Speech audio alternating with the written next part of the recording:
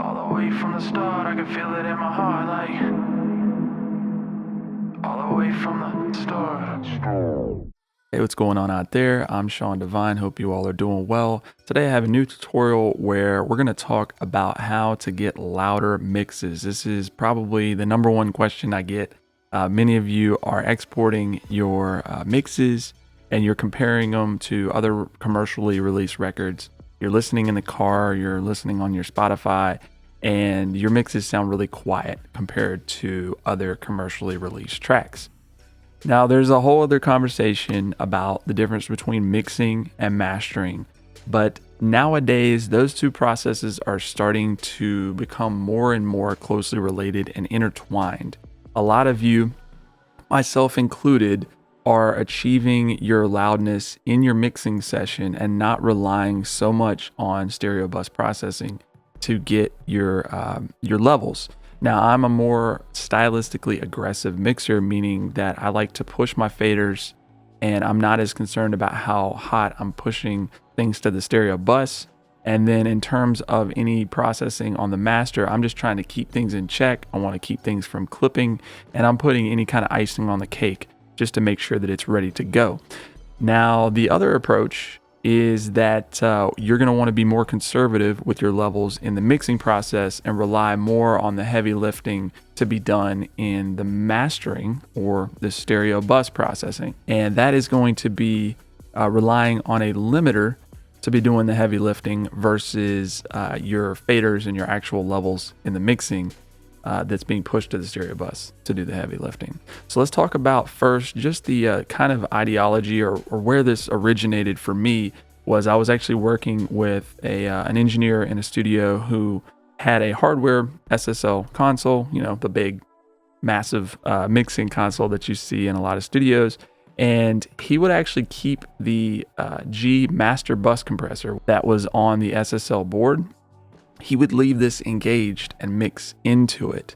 So, and it gave him a certain sound, but it also kept everything controlled. So no matter how, aggressively he was pushing things, he was going to know that it was being run through that G master bus compressor and everything was kept in check.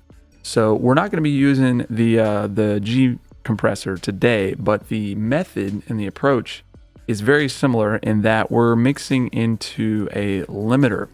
So first, let me just show you, I've got this mix, and what I did was I just bounced this session down without any of our limiter or anything else on it. And this is probably what a lot of your mixes look like. Let me just play this back and keep an eye on the RMS level over here.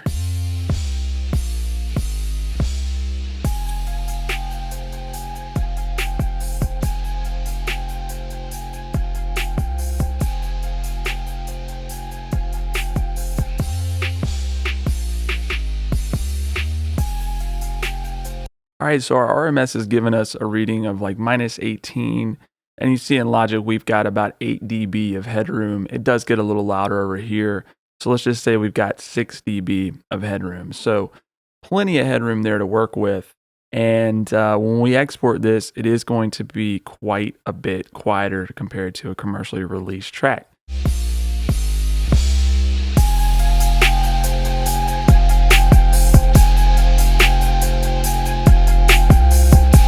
Until we get to a more competitive level RMS wise, which over here was like -6 RMS, that's going to be able to compete a lot better. So the method that I use is I actually mix into the limiter. Now this way you can actually hear how the limiter is going to interact with your dynamics, with your transients, and get a feel for what the mastering process is actually going to do. Or maybe you want to just do it yourself and you want to be able to release your track and have it compete level wise. It's an easy way to do it, and you're not going to have to worry about clipping or anything like that because you can have conservative levels and again rely on this limiter more. Now the catch to this is, and one of the things that I've told you all to be very careful about, is the limiter. If you're going to rely on it this heavily, they do have a different sound to each of them, and they treat transients and drums quite differently. So if you send this to a mastering engineer, the guesswork becomes which limiter they're going to use, because it might come back and your drums sound quite different because of the way they processed it.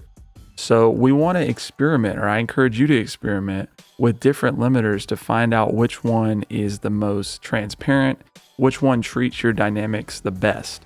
So for me personally, I've been mixing into the Ozone 8 maximizer module, which is just the maximizer from the Ozone Advanced suite.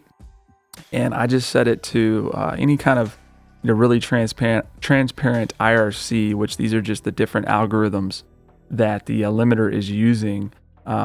There's also a low latency mode now, which is really helpful if you're using a limiter in this fashion, mixing into it, because it's going to make sure that it's keeping things efficient and you're not going to have a lot of delay in terms of mixing into it. But for transparency purposes, I've been using the IRC4, and I'll turn on True Peak, which this is going to take into account the clipping that could happen when you're going from the digital domain into the analog domain. So then we can just set the threshold the same way we did with the L2.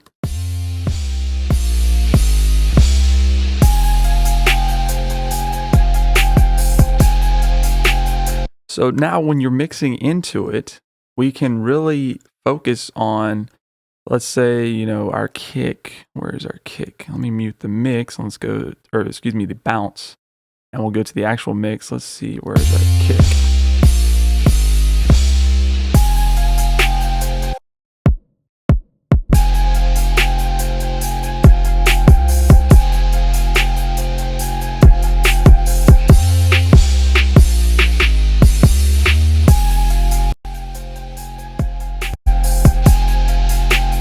So you can really be listening to what that maximizer or that limiter is going to do to your drums. So this is a really effective thing for those of you who are reliant on having punchy drums. These days, that's most every genre that's using something electronic, and even the rock drums are really punchy, and you want to maintain those transients. So this is going to be just a lot less guesswork for you to mix into it, and it's a safer way to get level out of your mix and be able to compete and not have to worry about clipping or anything like that. And the limiters and the maximizers on the market these days are just flat out better than they have been in the past. This is going to give you an effective way to get your mixes louder, have them compete, but also be able to be more conservative with your levels, keep everything in check. And then when you're done, you have the freedom to just take that limiter off and send it to a mastering engineer, and you can say, hey, I was mixing into the Ozone 8 IRC4,